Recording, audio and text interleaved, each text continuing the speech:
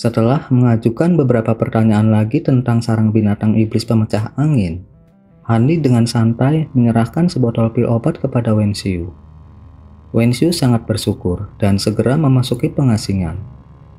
Handi kemudian menyegel dirinya di dalam ruangan lain dan mulai mempelajari pelat tembaga.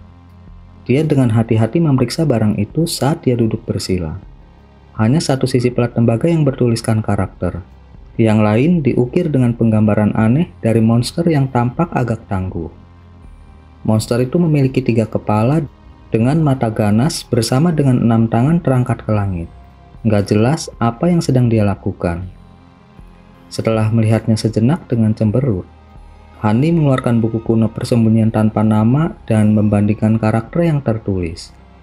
Dia menemukan karakternya sebagian besar sama, hanya ada sedikit perbedaan kecil. Tampaknya mereka memiliki asal-usul yang sama, tetapi ditulis dengan gaya penulisan yang sangat berbeda. Karena dia nggak dapat menemukan sesuatu yang tersembunyi di permukaan, Handi memasukkan kekuatan sihirnya ke pelat tembaga tanpa ragu-ragu. Setelah menyerap kekuatan sihirnya, pelat tembaga mengeluarkan dengungan yang jelas dan mulai bergetar, kemudian berkembang dengan cemerlang dengan cahaya putih. Dan berkas cahaya kuning pekat mulai keluar dari sisi pelat tembaga, memproyeksikan gambar ke dinding. Handi senang dengan perkembangan itu dan menjadi terpesona dengan apa yang dilihatnya. Gambar itu menggambarkan binatang iblis berbentuk manusia, ditutupi dengan sisik dan dengan satu tanduk di kepalanya. Itu persis sama dengan binatang iblis berkepala 3, bertangan 6 di bagian belakang pelat tembaga, tetapi hanya dengan satu kepala. Saat Handi bingung dengan itu, gambar berubah dengan kilatan cahaya. Sekarang digambarkan binatang iblis itu duduk bersila dengan tangan tergenggam dengan gerakan tangan yang aneh. Seluruh tubuhnya berkerut dalam posisi membingungkan, membuat Handi bingung. Sesaat kemudian, gambar itu berubah lagi, mengungkapkan bahwa binatang iblis itu telah mengubah mantra tangannya dan tubuhnya berkerut sekali lagi, dengan asumsi postur aneh lainnya. Gambar-gambar itu secara berkala bergeser untuk mengungkapkan perubahan yang gak terlukiskan dalam gerakan tangan dan postur, seolah-olah sedang mengembangkan semacam teknik. 1 jam kemudian, cahaya pelat tembaga itu meredup, dan gambar-gambar itu menghilang. Handi telah menghitung 36 posisi berbeda yang diambil oleh binatang iblis itu. Dia menggosok hidungnya dan melihat benda di tangannya dengan ekspresi aneh. Meskipun dia nggak tahu apa arti karakter di pelat tembaga, dia dapat mengetahui dari gambar bahwa benda itu bukan sesuatu yang diperuntukkan bagi kultivator manusia. Itu dengan jelas merekam seni kultivasi iblis. Sebelum ini, dia nggak tahu bahwa binatang iblis bahkan berkultivasi. Bukankah binatang iblis secara bawaan mampu menyerap ki spiritual? Mengapa mereka berkultivasi? Tampaknya, seni kultivasi cukup penting untuk binatang iblis yang mampu mengambil bentuk manusia. Handi melihat pelat tembaga di tangannya, nggak tahu apakah dia harus tertawa atau menangis. Bahkan jika dia bisa memahami kata-kata di atasnya, apakah dia berani mengolah seni kultivasi iblis? Selain itu, dia saat ini nggak kekurangan teknik kelas tinggi. Koleksi lengkap seni yin yang mendalam masih tersimpan dengan aman di dalam kantong penyimpanannya. Dengan pemikiran itu, nggak heran kultivator berkulit gelap sengaja nggak memberikan keterangan yang benar tentang benda itu. Pelat itu sama sekali nggak berguna. Handi merasa seperti orang bodoh dan menjadi murung. Karena tulisan di pelat tembaga adalah seni kultivasi khusus untuk iblis, dia nggak akan bisa menguraikannya, nggak peduli berapa banyak selipatuk giok manusia yang dia lihat. Sepertinya isi dari buku kuno misterius itu juga sama. Handi menghela napas panjang dan meletakkan kedua barang itu ke dalam kantong penyimpanannya dengan ekspresi sedih sebelum meninggalkan ruang batu. Handi merasa agak kecewa setelah harapannya pupus. Namun suasana hatinya dengan cepat menyesuaikan saat dia membuat persiapan untuk menuju ke kedalaman menakjubkan. Memperoleh rumput gema setan tingkat tinggi saat ini menjadi prioritas utamanya. Itu secara langsung dapat membantunya mencapai tingkat yang sepenuhnya lebih tinggi di jalannya menuju keabadian. Setelah dia mengkonsumsi manik-manik pelangi, dia bisa merasakan bakat kultivasinya terus berubah menjadi lebih baik selama bertahun-tahun. Meskipun dia nggak bisa dibandingkan dengan mereka yang memiliki akar spiritual surgawi atau jenius luar biasa lainnya, Dia sekarang mampu menyerap dan memperbaiki ki spiritual pada tingkat kultivator dengan 3 elemen akar spiritual. Pil surgawi benar-benar pantas mendapatkan reputasinya. Kesempatan Hanli untuk memadatkan jiwa baru lahir sekarang lebih tinggi. Ketika Hanli meninggalkan ruangan, Wenxiu masih dalam pengasingan. Hanli memperhitungkan bahwa dia akan membutuhkan 3 bulan lagi untuk memperbaiki semua obatnya. Hanli gak mengganggunya. Setelah berpikir lebih jauh, dia meninggalkan beberapa alat sihir bersama dengan mantra kontrol untuk formasi mantra kediaman gua sebelum berangkat dari pulau. Hanli melihat sekeliling saat berada di langit dan menentukan arahnya sebelum terbang menuju kedalaman yang menakjubkan. Sepanjang jalan, Hanli menemukan beberapa binatang iblis dan dengan kejam memusnahkan mereka. Adapun setiap kultivator yang dia lihat, dia mengabaikan mereka dan melanjutkan perjalanannya. Hanli akhirnya tiba di sekitar kedalaman menakjubkan setelah bepergian selama sebulan. Pada saat itu, dia mulai menyembunyikan auranya dan mulai menyembunyikan jejaknya.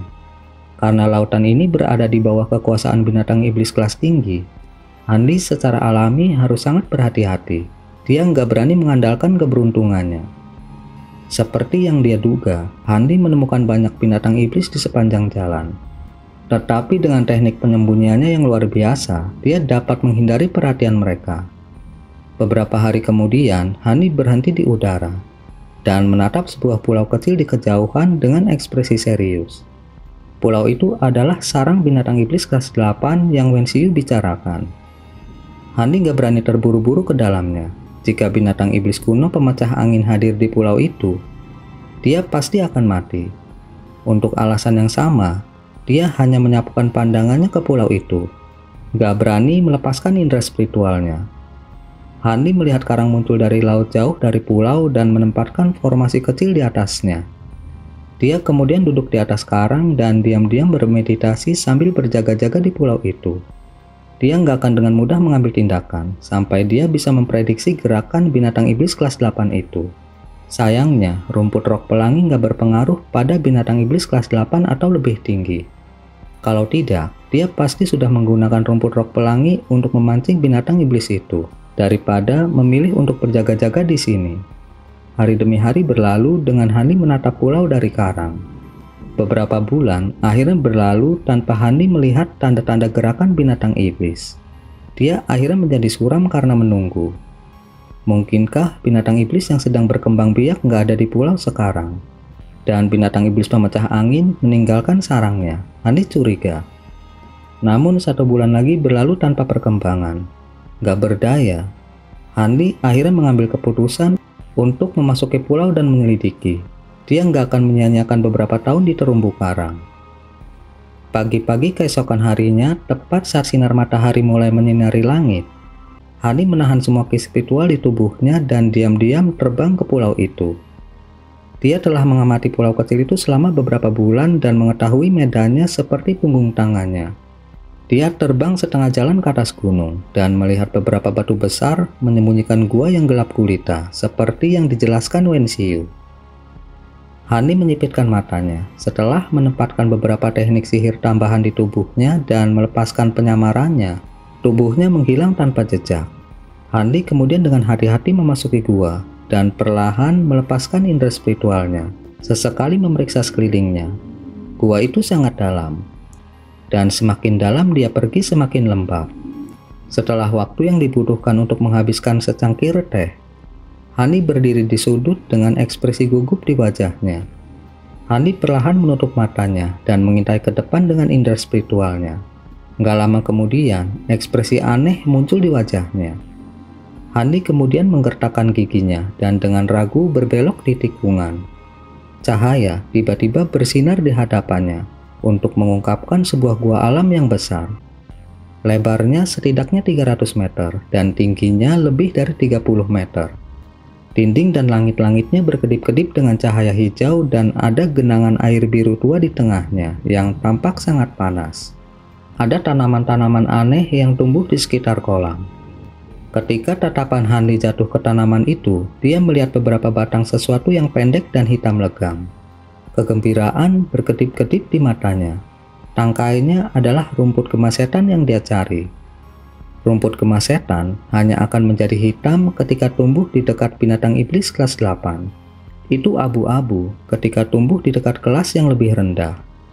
Saat Hani menatap kolam di tengah, kegembiraan sesaat muncul di wajahnya, sebelum segera digantikan dengan kesungguhan. Jika binatang iblis pemecah angin ada di dalam gua, kemungkinan besar itu ada di dalam kolam. Meskipun dia telah menyapu kolam dengan indera spiritualnya, kolam itu sangat dalam. Dia hanya memeriksa sebagian kecil darinya. Hani menjilat bibirnya dan menguatkan hatinya. Tubuhnya kabur sebelum muncul kembali di sisi kolam. Dia dengan lembut menepuk kantong penyimpanannya dan mengeluarkan kotak batu giok. Dia kemudian dengan cepat meraih ke tanah dengan tangannya yang bebas. Dia dengan cepat memanen rumput gemas setan dan memasukkannya ke dalam kotak giok. Hani dengan lancar menutup-tutup kotak giok dengan sedikit kegembiraan. Itu di luar dugaannya, betapa sederhananya mendapatkan rumput gemas setan. Namun dia nggak bisa tinggal di sana lebih lama lagi. Hani segera berbalik dan hendak berangkat, ketika dia mendengar suara tenang dari belakangnya. Kamu tinggal di dekatnya begitu lama hanya untuk mendapatkan tanaman itu. Kultivator manusia benar-benar membingungkan. Kata-kata itu diucapkan oleh suara laki-laki yang aneh. Ekspresi Hani sangat berubah, dan wajahnya menjadi sangat nggak sedap dipandang. Dia segera memaksa dirinya untuk tenang dan berbalik dengan kabur. Dia melihat sosok berjubah biru yang sedang menatapnya dengan rasa ingin tahu yang jelas. Setelah melihat dengan jelas penampilan sosok itu, Hani meringis. Kultivator iblis memiliki sal perak di bagian atas kepalanya, jubah biru di tubuhnya, dan sepatu kasar di kakinya. Selain hidungnya yang mancung dan runcing, serta matanya yang hijau dan sipit, semua bagian lain gak dapat dibedakan dari manusia. Hani dengan panik memeriksa pria itu beberapa kali. Dengan bentuk manusia yang hampir sempurna dari binatang iblis ini, mungkinkah itu binatang iblis kelas 9 atau 10 yang legendaris? Tubuh Hani menjadi kaku dan tangannya udah terikat pada pita 5 elemen dan kantong binatang rohnya. Namun dia nggak berani menyerang. Dirimu yang terhormat memperhatikanku selama beberapa waktu. Hani nggak sadar kalau suaranya menjadi serak. Ketika kultivator iblis mendengar ini, ekspresinya bergerak. Dia kemudian tersenyum, memperlihatkan giginya yang putih bersih dan menyipitkan matanya berkata, "Itu benar. Aku tahu kamu ada di sana sejak kamu tiba. Saya hanya mengira Anda adalah seorang kultivator manusia yang lewat dan gak memperhatikan Anda. Namun siapa sangka sebelum hari berlalu, Anda akan duduk-duduk di terumbu karang terdekat. Aku Feng memang sangat penasaran. Nggak tahu apakah itu tipuan pikiran atau bukan, Hani merasa bahwa gigi pria itu agak tajam dan samar-samar berkilau dengan cahaya dingin. Hati Hani semakin jatuh saat dia berpikir, nama keluarganya adalah Feng. Maka dia pastilah binatang iblis pemecah angin yang sudah dewasa. Nama keluarga Feng sama dengan angin di binatang iblis pemecah angin. Hani memaksakan senyum dan bertanya, "Karena itu masalahnya, mengapa kamu gak menyerangku?" Binatang iblis pemecah angin dengan aneh tersenyum dan berkata, "Aku sebenarnya ingin bertemu denganmu lebih cepat. Tapi aku baru saja mencapai tahap kedua dari metamorfosisku. Sambil menstabilkannya, sulit bagiku untuk keluar. Karena kebetulan, sekarang saya telah selesai menstabilkan bentuk saya akan pergi. Tetapi saya nggak menyangka bahwa rekan Taois akan datang ke sarang saya atas kemauan Anda sendiri. Itu cukup mengejutkan. Metamorfosis tahap kedua, mungkinkah Anda telah memasuki kelas 9? Wajah Hani menjadi pucat dan tangannya tanpa sadar dipenuhi keringat dingin. Kultivator iblis pemecah angin yang sepenuhnya matang berkedip dan dengan santai menjawab, "Kelas 9, begitulah cara kalian manusia membedakan kami para iblis. Bagaimanapun, saya mencapai tingkat 2 dari tahap metamorfosis yang akan setara dengan apa yang Anda sebut binatang iblis kelas 9. Hani terdiam saat mendengar pengakuan tenang iblis itu. Setelah beberapa saat, sudut mulutnya berkedut menjadi senyum pahit. Jika itu binatang iblis kelas 8, dia pikir dia masih memiliki kesempatan untuk melarikan diri. Tetapi di hadapan seorang kultivator iblis kelas 9, dia nggak punya harapan untuk membebaskan diri. Tampaknya kematiannya akan menjadi hasil dari sesuatu yang sama sekali nggak dapat dihindari. Dengan pemikiran itu, Hani nggak mengatakan apa-apa lagi dan tiba-tiba membuka mulutnya, menyemburkan lebih dari 10 garis cahaya biru yang mengelilinginya. Dia kemudian mengangkat tangannya, berniat membuka kantong binatang rohnya. Tetapi pada saat itu, kultivator iblis bergerak. Dia kabur di depan mata Hanli dan menyambar tas binatang roh dari tangannya. Meskipun banyak pedang terbang yang melindungi Hanli telah bergerak untuk memblokir kultivator iblis, dia terlalu cepat. Dia telah kembali ke tempat asalnya sebelum pedang bisa menyerangnya. Setelah beberapa saat keheranan yang luar biasa, wajah Hani berubah pucat. Bagaimana dia bisa lupa bahwa binatang iblis pemecah angin awalnya dikenal karena kecepatannya yang luar biasa. Kecepatan mereka sebagai binatang iblis kelas 9 hampir identik dengan teleportasi pada jarak yang begitu pendek. Pada saat itu, semburan pikiran yang kacau mulai muncul di benaknya. Kulit pucat Hani mengalami perubahan lain saat dia menampar kantong penyimpanannya dan mengeluarkan bola benang emas bercahaya. Hani dengan cepat meraih bola dan menelannya. Setelah itu, dia tanpa kata menatap kultivator iblis berjubah biru. Dia telah memutuskan bahwa ketika dia menghadapi pintu kematian, dia akan menyalakan mutiara es surgawi dengan petir iblisnya. Dengan cara ini, bahkan jika kehancuran bersama nggak tercapai, lawan masih akan menderita luka berat. Kultivator iblis mengungkapkan keheranan saat melihat tindakan membingungkan Hanli, tetapi dia segera tersenyum dengan acuh tak acuh. Hehe, tidak perlu rekan Taois menjadi begitu cemas. Saya nggak memiliki niat jahat terhadap Anda. Dia dengan santai melemparkan kantong binatang roh ke atas dan ke bawah di tangannya saat dia berbicara. Hani mengerutkan kening dan dengan dingin berkata, "Apa maksudmu? Bukankah kamu binatang iblis saat ini memusnahkan kultivator manusia?" Hanli nggak mau dipermainkan sebelum dia mati.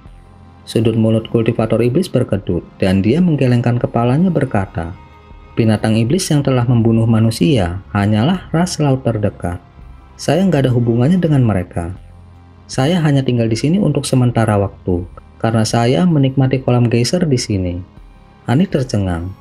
Dia tiba-tiba teringat bahwa binatang iblis pemecah angin adalah binatang iblis yang terletak di antara burung iblis dan binatang laut.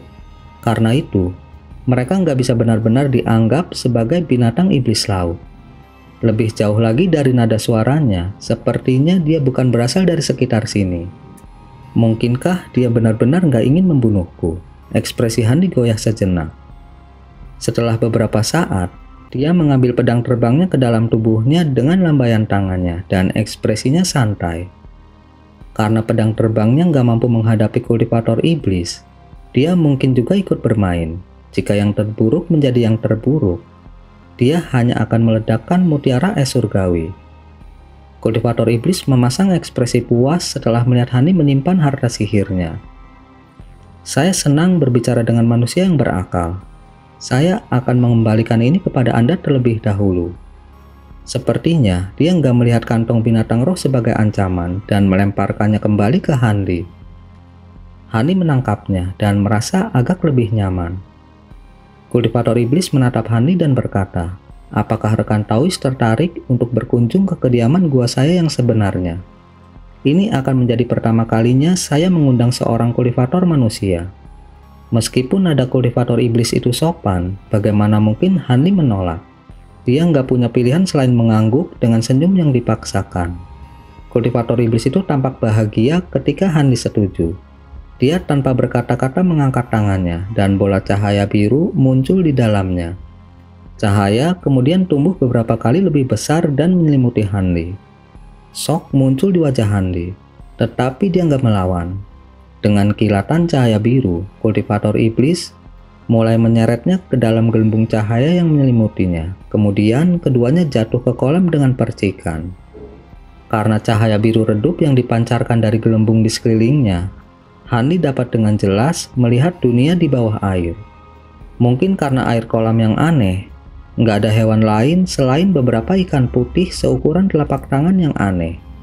Juga nggak ada tumbuhan laut. Kultivator iblis yang melihat Hanli benar-benar terpikat oleh pemandangan bawah laut hanya tersenyum. Setelah waktu yang dibutuhkan untuk menyelesaikan makan, gelembung itu berhenti dan bergetar sesaat sebelum meluncur ke samping. Dalam sekejap mata, Hani melihat gerbang batu hitam besar di depannya. Gerbang itu berkedip dengan cahaya putih seolah-olah ditutupi oleh batasan. Kultivator iblis itu menunjuk ke pintu batu dan dengan sopan berkata, "Kita telah tiba. Selamat datang di rumah sederhana saya. Saya harap rekan Taois nggak menganggapnya terlalu lucu." Hani memaksakan senyum tetapi tetap diam. Begitu gelembung menyentuh gerbang batu terbuka untuk mengungkapkan lapisan cahaya putih. Setelah mereka melewatinya, mereka memasuki lorong yang benar-benar kering. Gelembung yang mengelilingi Hani kemudian menghilang. Dinding-dinding batunya disematkan dengan segala macam mutiara kecil yang memantulkan cahaya, memenuhi lorong dengan cahaya menyilaukan yang mengingatkan pada siang hari. Ini bukan mutiara biasa, itu adalah mutiara yang hanya ditemukan di kedalaman laut terdalam di dalam tiram roh dan sejenisnya yang berusia lebih dari 1000 tahun. Mereka memiliki efek aneh menolak air dan api. Silahkan masuk rekan Taois. Kultivator iblis nggak bisa membantu tetapi merasa bangga saat melihat keheranan Hani. Hani menatap lorong dengan keengganan total di dalam hatinya. Tetapi dengan binatang iblis kelas 9 yang menatapnya, dia hanya bisa memaksa dirinya untuk masuk terlebih dahulu. Kultivator iblis berjubah biru dengan santai mengikutinya. Lorong itu nggak bisa dianggap besar dan Hani segera menemukan dirinya di aula indah yang dihiasi dengan semua jenis karang. Di tengah aula, ada meja batu giok putih berkilau dengan beberapa kursi yang terbuat dari batu giok indah yang sama. Sudut-sudut aula masing-masing memiliki pot kecil yang elegan dengan tongkat setebal jari yang menyala di dalamnya. Itu memenuhi aula dengan aroma samar. Rekan Taois, silakan duduk. Kultivator iblis dengan santai duduk dan memberi isyarat kepada Hani. Hani duduk di seberang kultivator iblis dan tetap diam.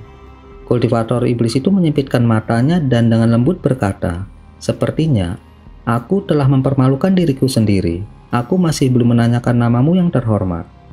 "Namaku Fengxi."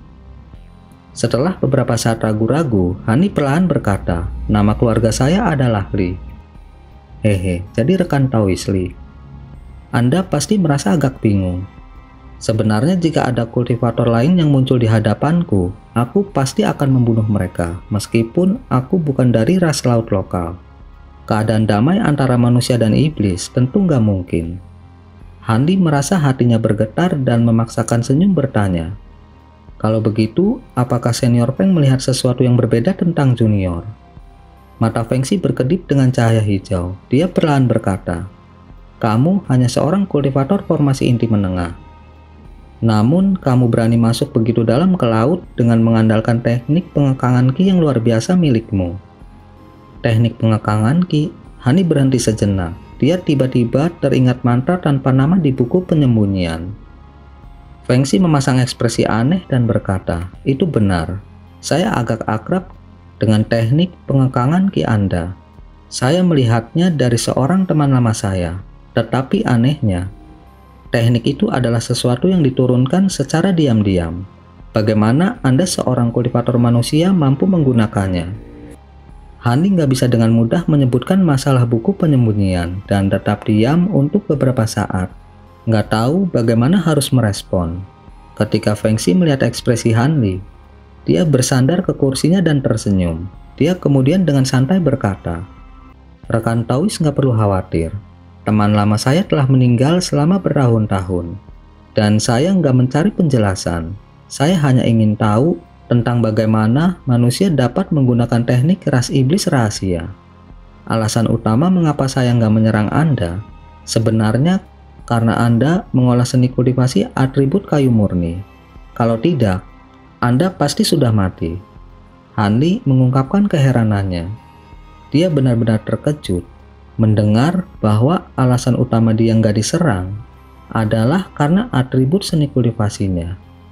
Ketika Fengxi melihat ekspresi terkejut Hani, dia nggak mengatakan apa-apa dan malah melambaikan tangannya, memanggil pot emas sederhana dengan kilatan cahaya putih. Dia kemudian mengambil cangkir anggur giok dan menuangkan cairan hijau tua ke dalamnya. Dalam sekejap mata, bau alkohol terkonsentrasi menyebar ke seluruh aula.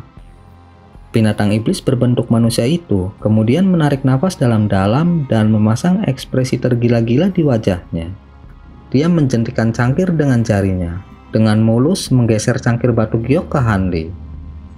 Fengxi menatap Hanli dan berkata dalam-dalam, "Rekan Taois Li, cicipi anggur giok apiku. Saya membuatnya sendiri. Ini adalah anggur roh asli yang membutuhkan waktu lebih dari 100 tahun untuk berfermentasi dan memberikan sedikit keuntungan untuk kultivasi. Mungkin rekan Taois bahkan bisa menggunakan kesempatan ini untuk menerobos kemacetan Anda." Ketika Hanli mendengar ini, dia berhenti karena terkejut sebelum menatap cairan hijau di dalam cangkir. Kultivator iblis dapat mengetahui kalau kultivasinya macet. Kemampuannya benar-benar luar biasa. Tapi Hanli merasa ragu bahwa anggur bisa membantunya menembus kemacetannya. Dia telah mengkonsumsi nggak sedikit pil obat untuk perkembangan kultivasi. Jika dia bisa menembus kemacetan kultivasi dengan kekuatan obat, dia pasti sudah berkultivasi ke lapisan ke-9 seni pedang inti biru. Lebih jauh lagi, karena dia nggak tahu apa maksud kultivator iblis itu, dia nggak berani meminum anggur dengan santai. Saat pikiran-pikiran ini bergejolak di benaknya, wajah Hanli menunjukkan keraguan. Kilatan dingin bersinar di mata kultivator iblis. Ekspresinya menjadi cemberut saat melihat keraguan Hanli. Dan dia dengan dingin berkata, Apakah Anda takut saya melakukan sesuatu pada anggur? Jangan lupa, jika saya ingin mengambil hidup Anda, saya dapat melakukannya dalam sekejap." Wajah Hanli memucat dan tatapannya jatuh pada cangkir anggur. Dia kemudian mengumpulkan keberaniannya untuk berkata, "Senior benar. Namun junior ingin tahu terlebih dahulu mengapa senior nggak membunuh saya." Fengxi merasa agak terkejut dan ekspresi dingin segera muncul di wajahnya. Tubuhnya mengeluarkan aura yang menakutkan. Hanli merasakan hatinya jatuh, dan esensi sejati di tubuhnya melilit mutiara es surgawi di tubuhnya. Dia dengan hati-hati menatap kultivator iblis dalam diam. Sesaat kemudian, Fengxi mengerutkan kening dan ekspresinya santai.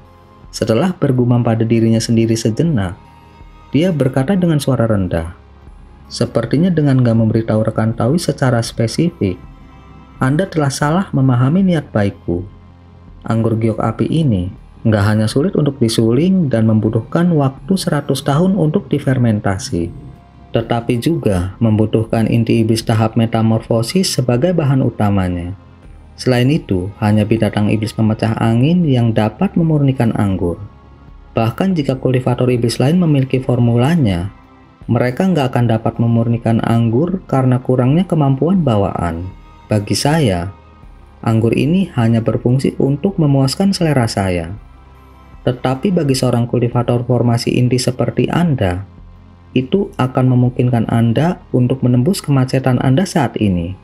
Tentu saja, satu-satunya alasan saya memberikan anggur yang begitu berharga kepada Anda adalah untuk keuntungan saya sendiri. Saya memerlukan bantuan seni kultivasi atribut kayu Anda untuk sesuatu yang sangat penting. Namun, kultivasi formasi inti menengah terlalu rendah. Bahkan kultivasi formasi inti tahap akhir masih agak kurang. Tetapi saya melihat seni kultivasi Anda nggak biasa. Anda memiliki kekuatan sihir yang jauh lebih dalam daripada kultivator dengan tingkat yang sama. Sekarang seharusnya cukup jelas konsekuensi apa yang akan terjadi jika rekan Taois Li nggak meminum anggur itu. Fengxi tahu bahwa jika dia nggak memberikan penjelasan yang jelas, Hanli nggak akan patuh mengikuti perintahnya. Ketika Hanli mendengar itu, ekspresinya berubah beberapa kali. Sesaat kemudian, dia berbicara dengan suara serak. "Dan jika saya minum anggur ini, tapi nggak bisa memecahkan kemacetan saya?"